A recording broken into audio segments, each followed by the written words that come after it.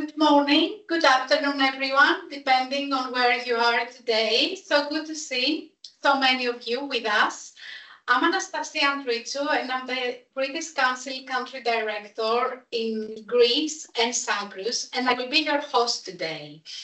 In today's webinar, we are going to focus on the motivations for students who choose to undertake transnational education degrees, with a focus of UK transnational education degrees in France, Greece, and Spain. In the last couple of years, we have seen an impressive growth in transnational education, led by various factors, such as the need for institutions to diversify their offer, to provide them more international programs, to explore different business models, but also the need for students to get a more international perspective, cultural benefits, or to identify the most cost-effective option for them. So, in the UK universities enrolled nearly 35,000 students on transnational education programs in France, Greece, and Spain in 2022 and an academic year 2022-23. And it's a significant proportion of the overall UK TNE market in the European Union. Understanding what motivates students to choose a degree would be very, very important for institutions that want to adapt their offer in terms of programs, but also in order to set their marketing strategies. So hopefully today's webinar will offer very significant insights for all of you. Before we start, I would like to do a bit of housekeeping. So this session will last approximately 75 minutes. We will start with some presentations, and then there will be plenty of time for questions or comments. During the presentations, I would like to ask you to keep your microphone on mute and your camera switched off. You can post comments or questions during the presentation on the Q&A, and then you can ask your question at the end by raising your hand, or as I said, post your question on the Q&A. So without any further ado, I would like to start with our first speaker, and I would like to invite on our virtual stage my colleague, Erika Boak, our Europe Regional Director for Education. Erika, welcome. The floor is yours. Thank you very much, Anastasia, and it's really good to see everybody on the call this morning. Thank you for prioritising your time to join us.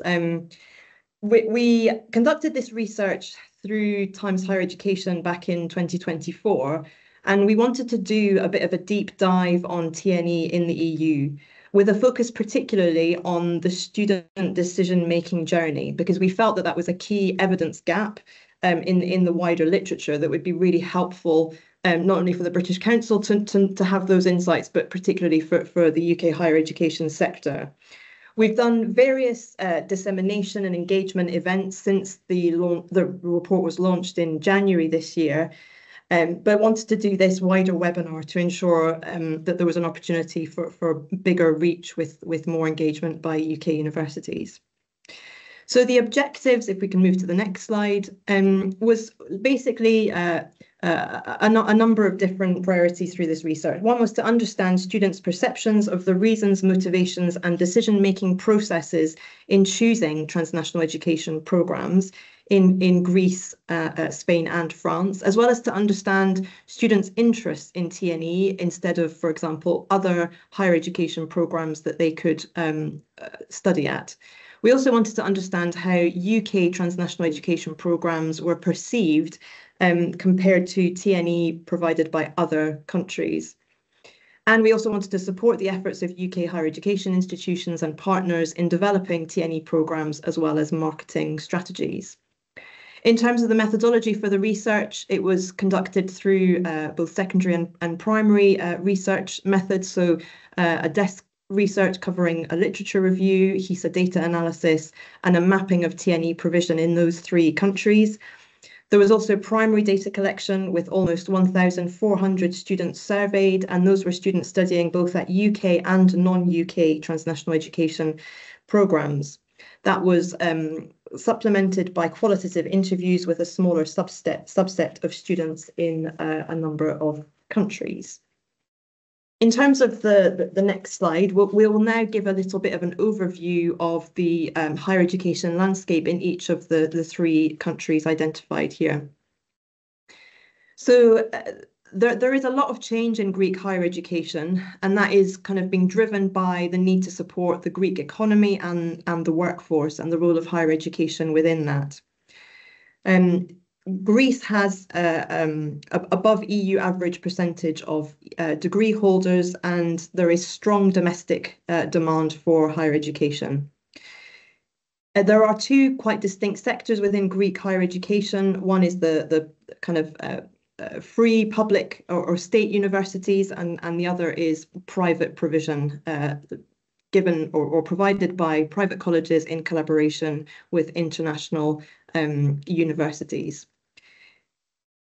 There has been a kind of drive more recently to increase the international recruitment in Greece, so with a stronger desire to attract international students, both from the wider region and internationally. And they're looking to remove barriers to this. And this is very positive for UK universities, which are already active in Greece, or those who are looking to start up new partnerships there. In 2024, it's important to say that the Greek government introduced a new, very positive law on international branch campuses, and we are expecting UK universities very much to benefit directly from that. Moving on to the Spanish landscape. So the Spanish landscape is comparatively different, obviously, from Greece. It is what we would class as still quite a big market and also growing in terms of UK transnational education, but not of the size and necessarily potential of the Greek market. The wider context is that the Spanish government was keen to address high unemployment rates and a comparatively low degree holding population within the country.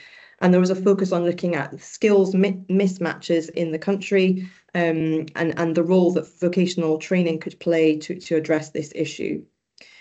So they've been trying to prioritise financial support for that skill shortages in the vocational training sector, with a view to more adults being able to have a degree as a result of that.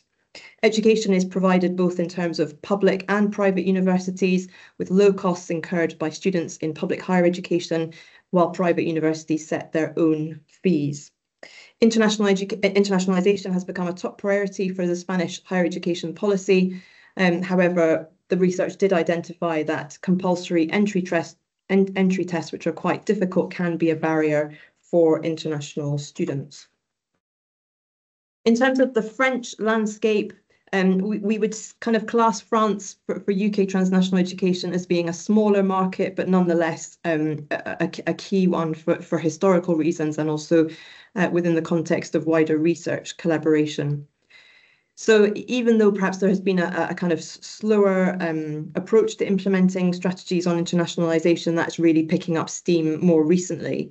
And there's been a desire to bolster higher education sector linked to the wider economy and workforce. And as in the case with other Western European countries, France's economy has been struggling due to an ageing population, rising costs, and low immigration rates affected by migration policies. There has been support, or there is support by government funding for tuition fees for public university study, which are low and make it very accessible for EU and non-EU students, whilst private grandes écoles incur regular international fees and are very internationally orientated with mature partnerships in place already. France has experienced recent growth in international enrolments after introducing its ambitious international recruitment strategy, and they have an ambition to host 500,000 international students by 2027. So moving on to what some of the mapping showed from these 3 countries. In Greece, as I say, UK universities are drawing on strong historical partnerships and ties with the country. There are 35 UK transnational education partnerships with 22 private Greek institutions.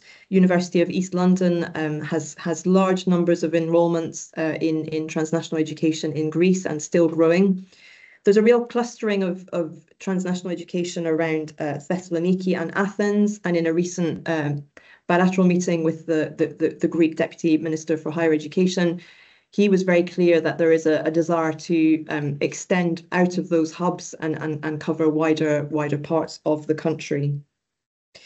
In terms of the kind of competition, as it were, for UK universities, France, the US and Cyprus are notable there for Greece. But I would say within Greece, the UK really does hold a kind of privileged status in terms of the partnerships with Greek institutions, whether that's state or private colleges. So the competition is less in Greece than it is in other countries. So moving on to Spain, what we see from the research is that the UK has less of a foothold in Spain compared to other awarding countries for transnational education. There are 16 UK TNE partnerships with 22 institutions, mainly clustered around Barcelona, Madrid and Malaga, compared to 49 non-UK TNE partnerships with 18 Spanish institutions. Some of the key competitor TNE countries are France and the US, in similar parts of the country, and focusing on business and management, law and engineering. Looking now towards France, we have there, France is a smaller market, but as I said, nonetheless important for UK universities, and there are strong research partnerships in place between UK and French universities. There are 29 UK transnational education partnerships with 34 French institutions. And that is within the context of a really high number of non-UK TNE partnerships, where Canada, the US and Brazil have a really high number, so 452 in total, with 45 French institutions, mainly in the form of double degrees.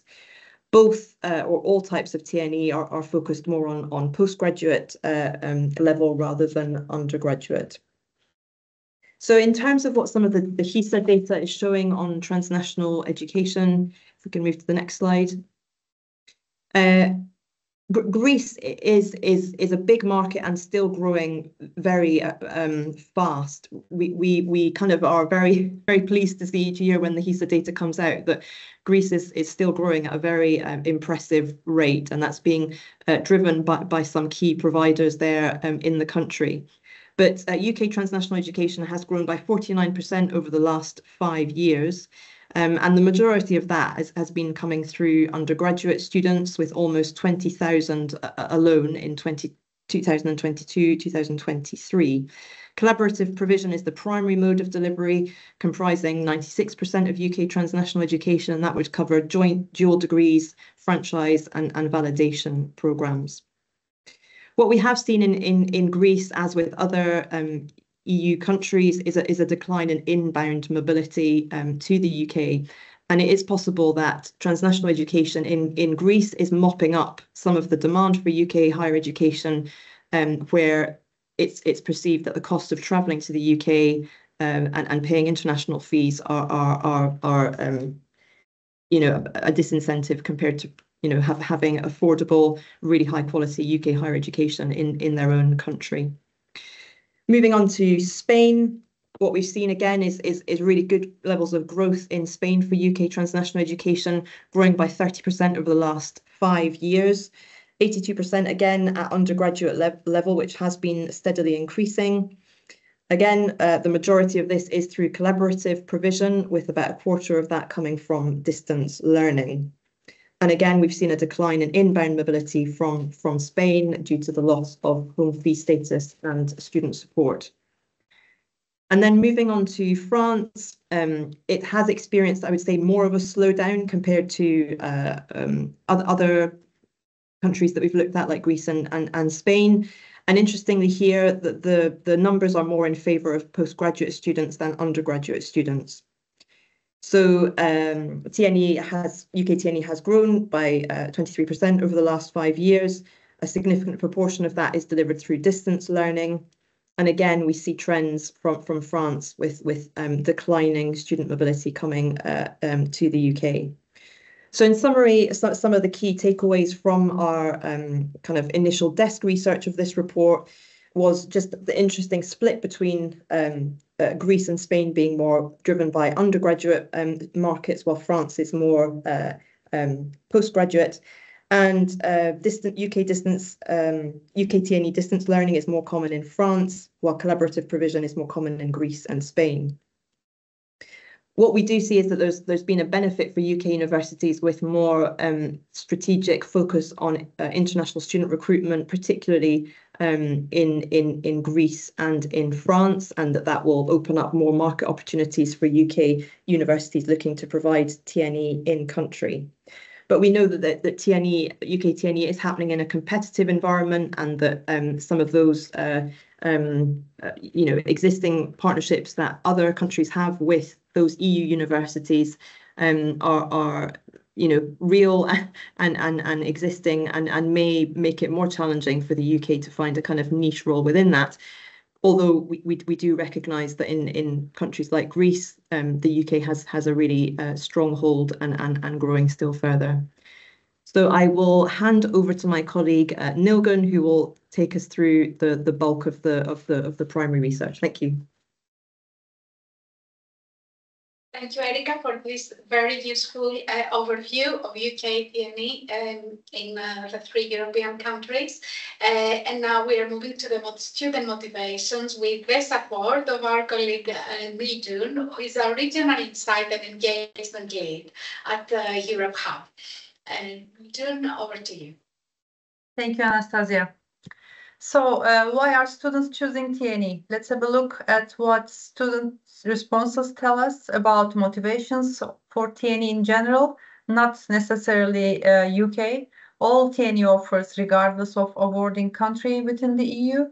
And then we will also look at UK TNE specific reasons as well. Okay, when we look at what motivates students to choose TNE, the picture is very clear, and it groups clusters into 3 or 4 broad groups. Firstly, flexibility, the ability to fit their studies around their work, family, or other commitments is among top 3 most important factors across the whole sample we surveyed and interviewed. Secondly, career opportunities. Students are thinking about advancing their careers, both in their home and also internationally. And we see the results coming strongly in that. On the second cluster, you see on the bar chart. And they see TNE as a valuable pathway to do so. And finally, breadth of learning experience. A wider choice of courses, internationally networking, and opportunity to engage with foreign professors and international other students features strongly as well. Added to all these, students we see also recognize the value of foreign degrees and the affordability that TNE offers compared to full mobility. If we look at the country nuances a little bit, in France, affordability and perceived enhanced value of international degrees stand out.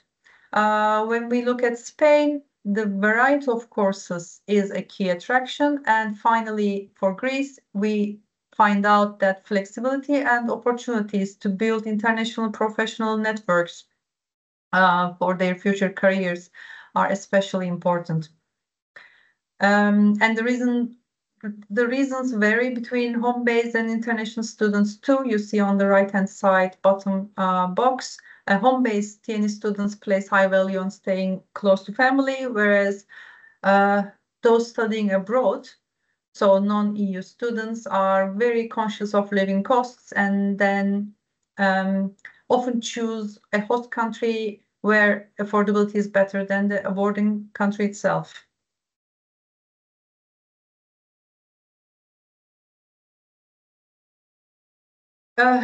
When when we look at the key motivations for choosing a UK TNE program, we see that flexibility and career values, career opportunity values were again front and center.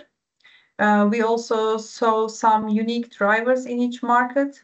For example, variety of courses mattered for more in France, employability and networking opportunities in Greece, and finally, social and cultural experience range in Spain came out stronger compared to the other surveyed countries.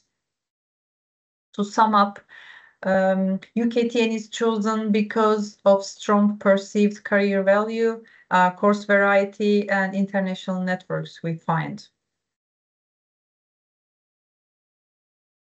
Now, we will have a closer look into drivers and barriers in student decision-making journey. And to do so, I would like us to discuss it across 3 stages, being awareness, consideration, and conversion. Let's kick off with awareness. Looking across the 3 countries, we see some distinct patterns in how students first hear about TNE options. In Greece, personal networks and offline recommendations play a stronger role. Many students hear about TNE from their friends, from alumni, alongside other searches. Greece also shows slightly higher awareness from social media channels, although this is still secondary to other sources. In Spain, a wider mix. Online search remains key, but there is also a stronger influence from school-based advisors and recommendations from tutors and teachers. And finally, in France, online search engines and institutional websites dominate.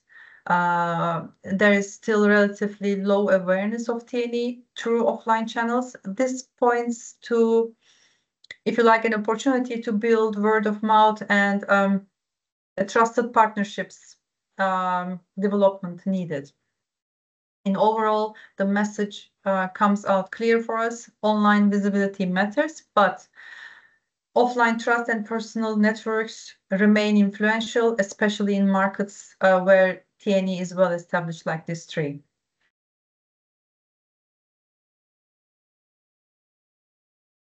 Sources of awareness. The search online is critical, especially for postgraduate students. Those are shown in dark blue part of the bars.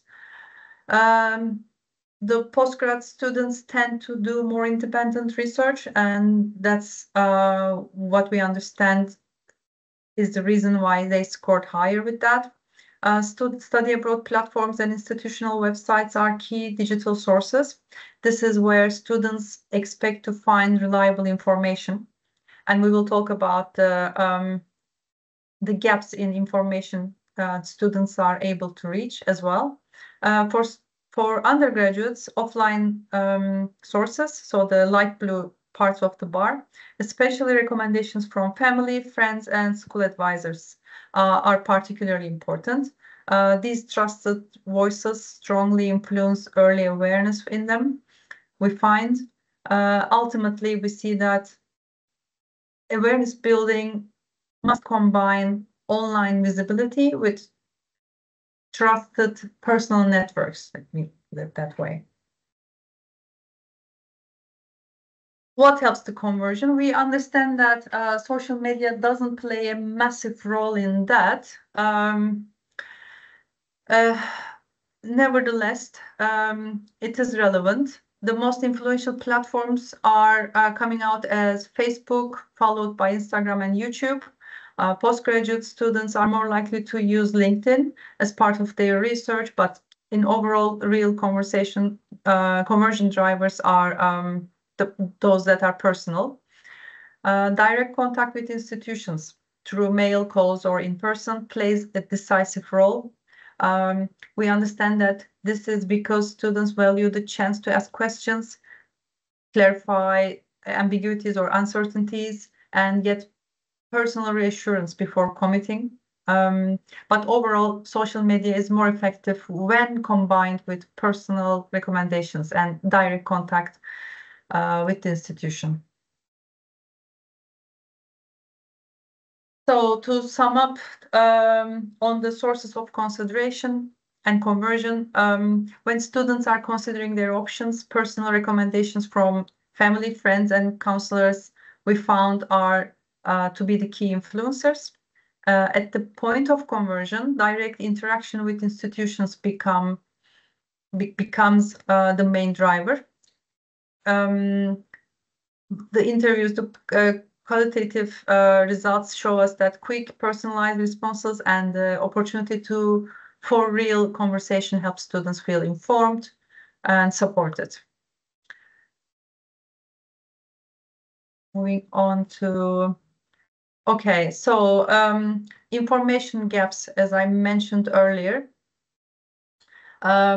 Despite all these influential metrics, we also found that there are some persistent gaps in their journeys as well, in their decision-making journeys, especially in finding clear information on fees, cost of living, and detailed course content.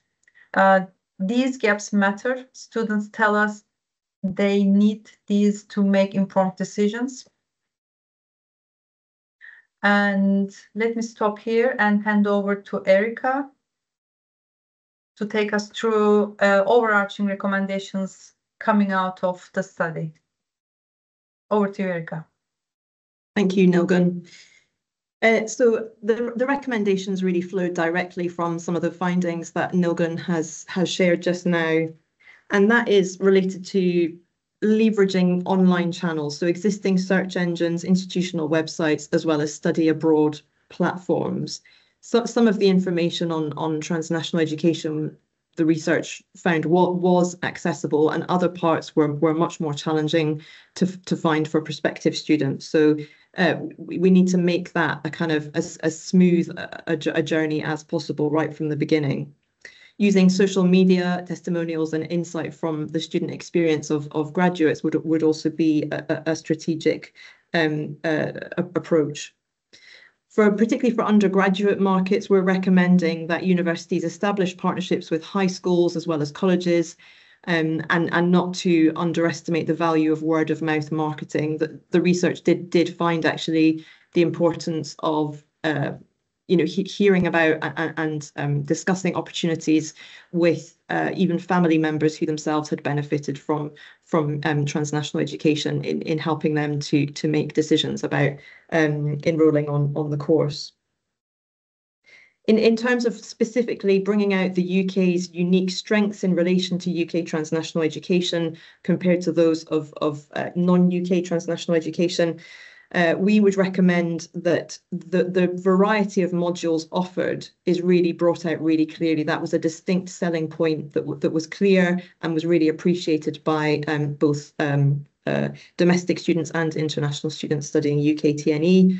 The advantages of smaller class sizes, as well as the flexibility that UK transnational education programmes offer, enabling people to work at the same time and or continue to do caring activities if they had those. The benefits of the international networking opportunities that UK transnational education affords to students should really be brought out, as well as the opportunities to have some level of immersion into UK culture.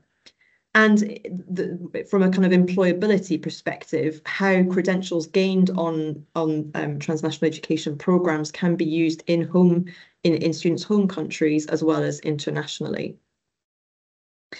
More widely, we had a fairly broad recommendation on given the wider context of the continued growth of UK transnational education students, within the context of constraints with inbound mobility to the UK, there is a need to really think across the piece at what does this mean for wider join up on how we promote UK transnational education, across organisations, including from the British Council.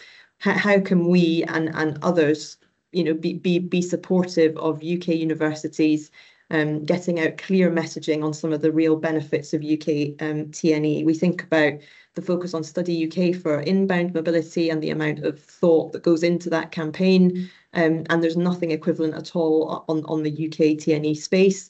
But we're just putting it out there that actually down the line it would be useful to think about that from a strategic perspective. So that brings us to the end of the study and to the recommendations, and I'll now hand back to Anastasia. Thank you, Erika. Thank you, Nilgün, for this insightful presentation. So, audience, it's your turn now to take part and ask questions. As I said, you can raise your hand and ask a question, or use the Q&A function on your screen, whatever it's easier or more convenient for you. And along with Erika and Nilgün, we have with us colleagues from the countries, experts that took part in the research. So your question may be around these areas as well. So do we have any question?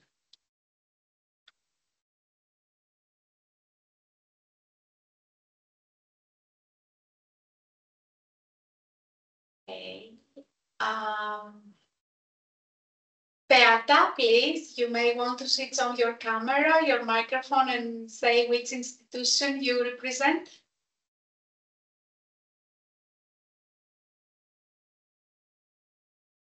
You are on mute. Good afternoon. My name is Beata Frolic, and I am representing Marbella International University Center. First of all, thank you for insightful presentation.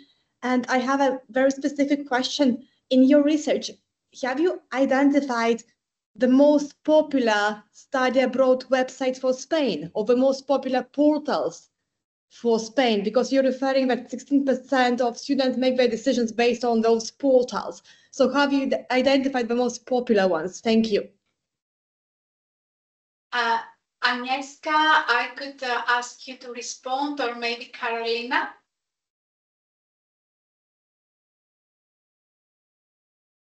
You want me to, Agnieszka? Beata, nice to talk to you. I'm sorry, I don't know. I didn't do the research. It was done by a team in the UK and an international company. What I can tell you is that there is the registration of all UK or foreign qualifications by the ministry.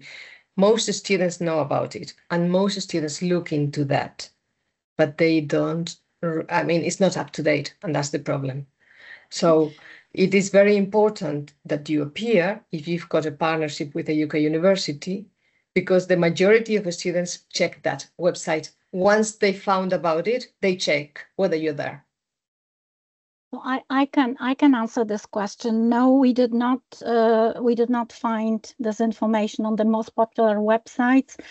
Obviously, it was a big survey. We had to draw limits to what we could find out. Otherwise, it would be very long. So we didn't go to such a level of detail.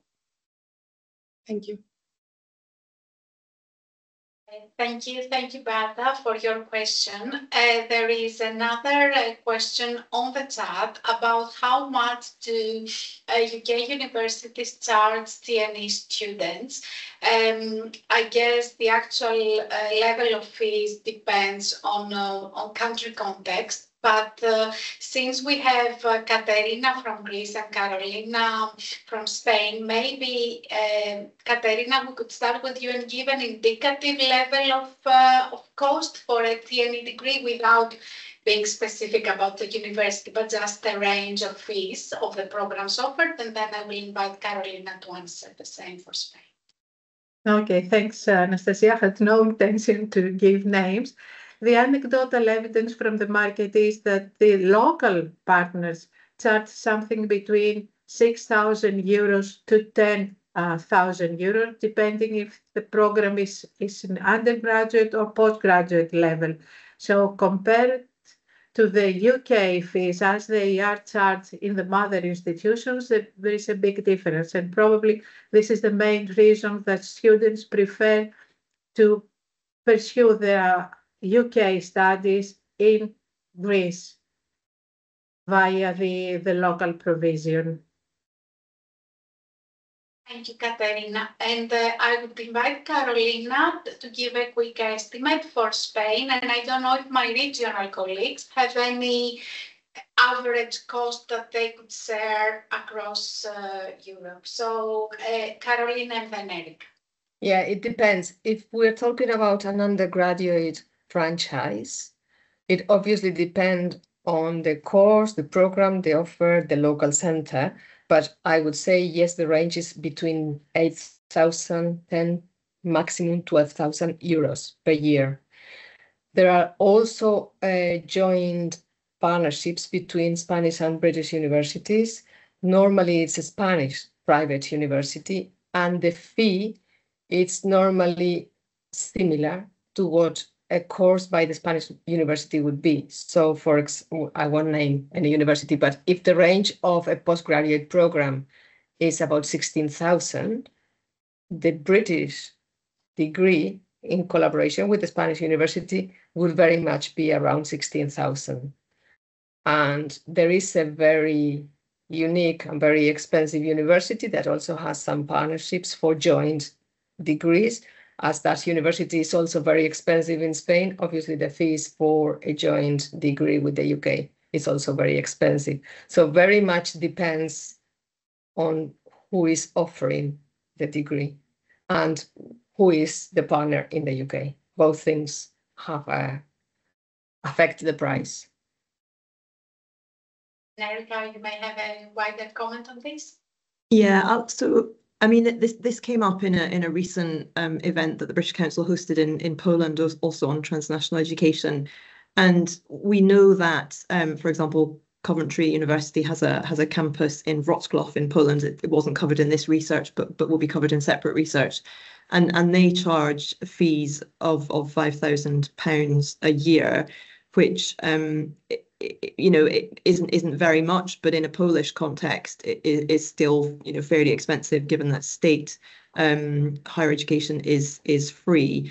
So in the main, so what we do see in UK TNE in the EU is that there is a real need to consider the price points really early in some of those discussions in light of the wider economy and the purchasing power of parents and students. And we're seeing that actually some Eastern European countries are struggling to find that sweet spot of covering costs from the UK end and making it sustainable, but also being affordable and accessible for students in Eastern European countries. That is a different context to these countries that we were looking at in the study today. Thank you, Erika. I hope this gives our participants a good idea about the level of fees and how these are set.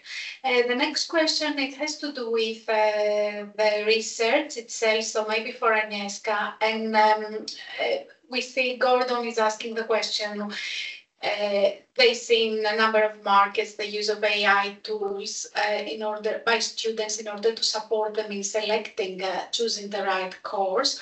Is there a reason for not including this in the market, or was this so limited that it wasn't there? A quick comment from you, Agnieszka? Yes, indeed, the AI has not been included as a response option. We need to remember that the data was collected last year. I think that last year the use of AI tools hasn't been as popular as it is now. It's just growing so quickly. So that's I think that's the main reason, right? But there was another option added, and respondents could add other things, and AI has not surfaced as something important at that time. That's why we don't see it in the top list of communication channels, basically. And since we have you now with us, the next question is also, I think, for you. And again, one reason for choosing to study in the country may be the language, although most of the TNE programs I'm aware of are delivered in the English language, although some are delivered in the local language. Do we see this as a reason for choosing a TNE degree in country X, the delivery and the language of delivery? Is it a factor? We didn't really explore the language of delivery in a big detail. It wasn't any key motivating factor, and we know that a lot of our respondents were studying in local language. Some were studying in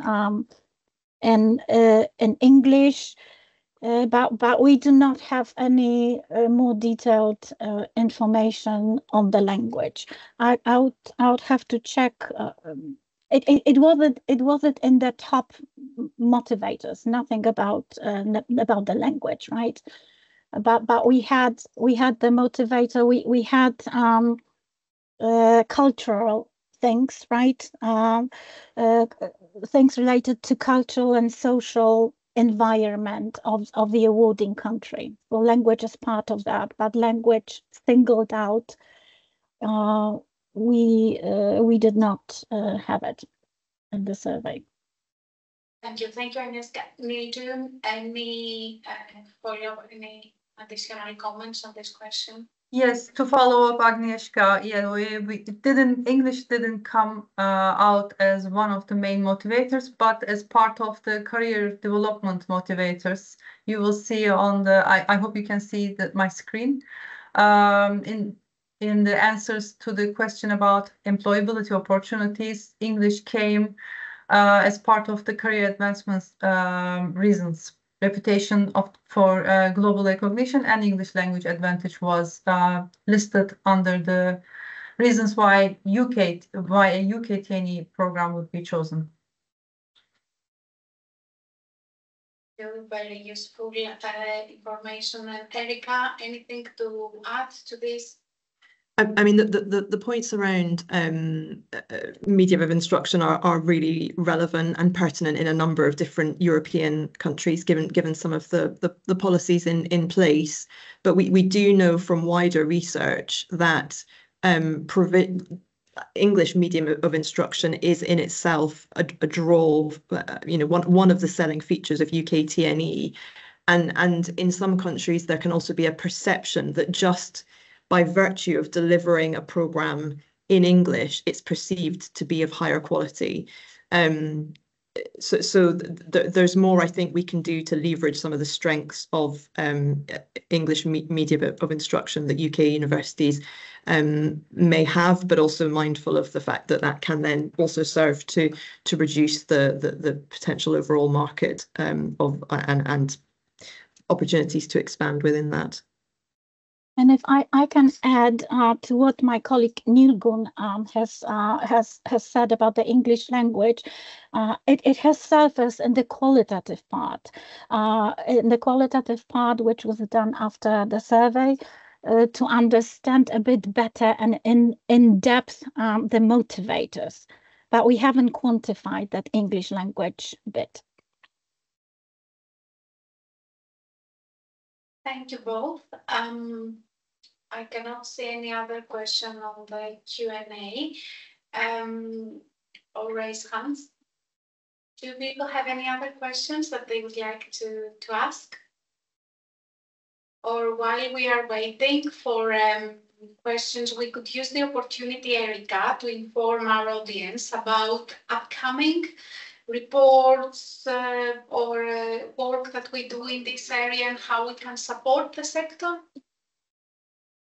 Yeah, thank you. So we are keen for our research to be as impactful as possible and to kind of address the key needs that you have in potentially starting new partnerships or expanding existing partnerships in the EU. So we have more research coming out focusing on EU case studies of UK TNE. It's going to look at across a range of different models of TNE in big and growing markets. So it will cover Greece, Cyprus, Germany, Ireland, but other markets beyond that.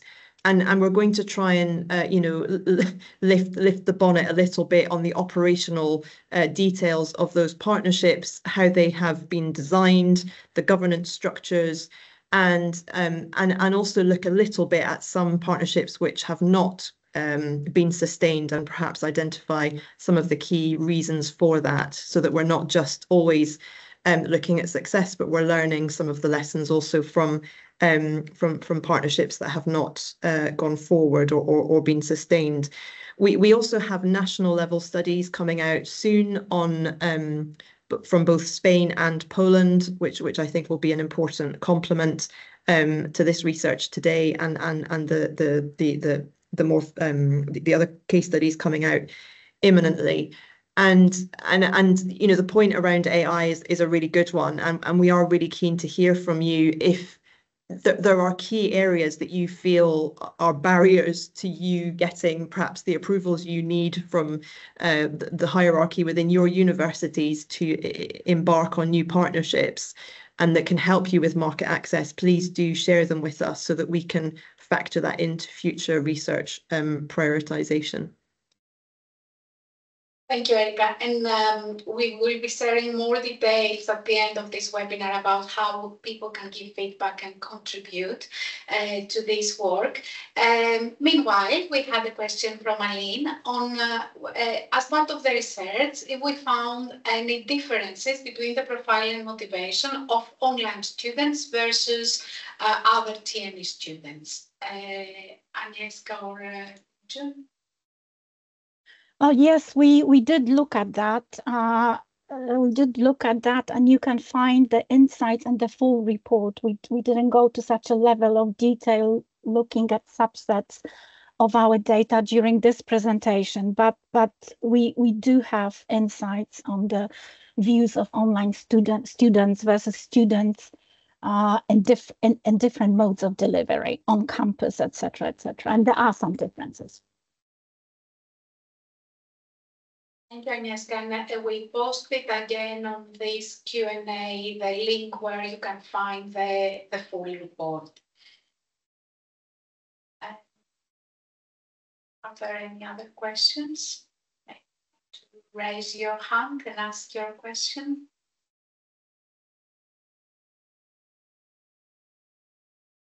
As Agnieszka said, obviously this presentation, we summarize some key findings, but the actual report can give you a far more detailed presentation of all these areas with useful tables and statistics.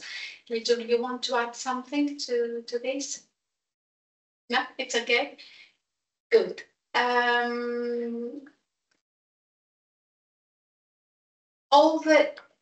Already you can see the link to the report, but we will be sharing with all participants the recording as well as the slides that we used for today's presentation. This will happen later in this week. You will be all receiving an online survey about this webinar and whether if it was useful, any comments that you might have, but also as part of this survey, we would like to give us some feedback about our work and efforts in this area, whether you need from us a different type of research and information in different areas, whether you would see potential for a more joined-up approach, evidence that you would like to see for UK TNE in Europe, and much more. So we would be grateful if you could spend a bit of time to fill in the survey, because this will have it will be very, very useful to inform our future work in this area. Sorry, we have 2 quick comments. We have a question from Joe. Norway. Has anyone ever approached Norway as a TNE area? Although not EU, it's Europe. Any research ever undertaken on this country? Erika or Nilgün? So Norway is interesting just because of historically the flow of inbound students from Norway. We know that a number of Russell groups are very orientated in their partnerships on Norway. We will be there will be an event at EAIE happening in Sweden in the second week of September. And there will be, in particular, a higher education event hosted by the Norwegian government for UK universities. So there's definitely appetite from the Norwegian higher education sector to engage with UK universities. It's a kind of not a formal part of my brief, so we're not necessarily leaning in on Norway, but we can signpost you if you want to kind of find out more and lean in more to Norway. Thank you, Erika. And for any areas that we didn't have the opportunity to cover in this webinar, and if you'd like to have additional questions, my colleague Lizzie shared her email on the Q&A, so please do not hesitate to contact Lizzie about any follow-up to this, and we will try to respond to you as soon as possible. And as I said, the focus is in these three countries today, Greece, Spain and France, but through the work that we do across Europe, we will be very happy to provide them insights for other countries not covered in this specific report.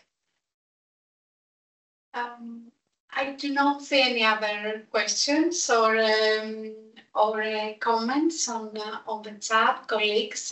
Thank you very much to our presenters today and to all my colleagues for their support in this webinar. Thank you so much, our audience, for this. We hope that you found this useful. Once again, recording and slides will follow. You have the contact details of Lizzie. You have on the slides the contact details from Erika and Nilgün. Please take a bit of time to fill in the online survey that will follow. This will help us to understand how we can support you better.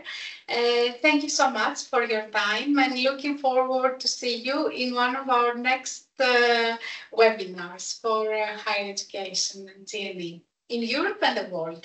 Thank you so much. Thank you. Bye-bye. Bye. Bye-bye. Thank you. Goodbye. Thank you.